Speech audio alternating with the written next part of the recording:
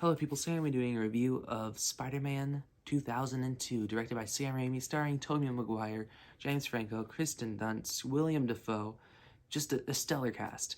And let's just get right into this. I'm going to be doing a review for all the Spider-Man movies leading up to No Way Home. Of course, I'll be going through the Raimi movies, then the Andrew Garfield movies, and then I'll be talking about the Tom Holland movies again, maybe just in one video. I'm not sure if I'll be doing a Spider-Verse video or not. That's still to be determined. Now, out of all the Spider-Man movies, Spider-Man 2002 is the one I have the most nostalgia for. It's the one I watched the most when I was little. It's the one I liked the most when I was little. And so there's just that nostalgia piece there. Now, since I'm older, I like Spider-Man 2 a little bit more. But when it comes to nostalgia and the one-liners and all that, Spider-Man, this movie is the one I would probably find myself rewatching the most. Let's get into what I just thought was amazing about this movie. Just Sam Raimi. He has such a voice and a clear understanding of who Spider-Man is and should be, because you get the Spider-Man day in the life problems to perfection in this movie, and they even find a way to make it even more perfect in Spider-Man 2. You just get those, relatable things. The only thing about this movie is that, of course, it might feel a little familiar with its setup, but I feel like this movie almost set the stage for a lot of origin movies. So, of course, and, the really thing only setting back this movie is that the fact that it gets better with Spider-Man 2. William Dafoe, he is just fantastic in this movie. He is giving every scene he's in his all, and while his costume looks a little corny now, but not to me because I grew up watching this movie, but Green Goblin when I was little terrified me. I thought he was one of the scariest things ever, and particularly when I was little, that scene, where where Goblin attacks, not attacks, but scares Aunt May to a hospital. That scene just terrified me when I was little. And, that's always like the best type of Spider-Man movie where, of course the villain knows who Peter is and tries to attack his personal life, because that stuff like that is the meat and bones of who Spider-Man is, having that problem of people knowing his identity, as Peter Parker. So that can create a lot of problems and a lot of things not going so well. So I hope No Way Home hits those notes of everyone knowing his identity. I hope it hits those pitch perfect notes that we want out of Spider-Man. But this movie, it's paced perfectly. We go through of course what we've seen a million times by now, but great power comes great responsibility. This is not my favorite Uncle Ben. I still think the Amazing Spider-Man Uncle Ben's better, but this Uncle Ben had a far much more effective death. And speaking of aunts and uncles, Aunt May, they just got her so right in these movies. What's her name? Why can't I remember her name? Rosemary Harris.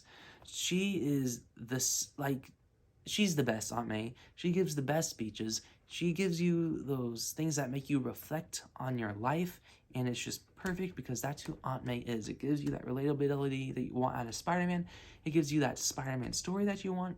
Everyone is giving fantastic performances. The direction is clear. It has that perfect campy feel that you want out of a Sam Raimi movie, but yet it packs so much of a punch emotionally, physically, and by the way, the visual effects for this movie are really good for 2002.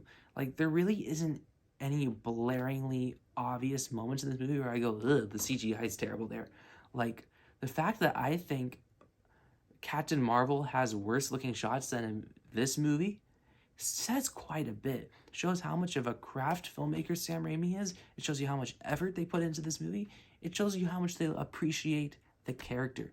And like I said, the only real complaint I have with this movie is that it just only gets better from here. We're so familiar with the Spider-Man setup, we want to get those Spider-Man stories. But yet, this is one of the first Spider-Man movies you almost can't complain about that, because this was made during a time where maybe not everyone would know Spider-Man's origin. And yeah, just Tobey Maguire, he's the perfect Spider-Man. I know some people I'm very tired of hearing Toby's a great Peter, Andrew's a great Spidey, and Tom is a perfect mix of both. Like, I'm so tired of hearing that because I think Tobey Maguire is a perfect Peter Parker, a near-perfect Spider-Man. The only thing, like, like, I think he's a great Spider-Man other than the fact that he might make a joke that might not land sometimes, but that almost just makes him even more Peter Parker. So him trying to be cool under the mask almost makes it more Spider-Man to me. So, I love this movie. Um, Clearly, because I'm just gushing over it. It's not very often where I just gush over a movie in a video like this, but Spider-Man 2002, fantastic start to an overall pretty good series of Spider-Man movies, and yeah, like I said, whole cast is great. James Franco is I feel like he's kind of sidelined in this movie, even though he has a lot more to do in the future, even though I might not be in love with exactly everything that's done with this character towards the end, but this was a fantastic setup movie, and yeah, anyways, I'm going to give Spider-Man 2002 a 9 out of 10.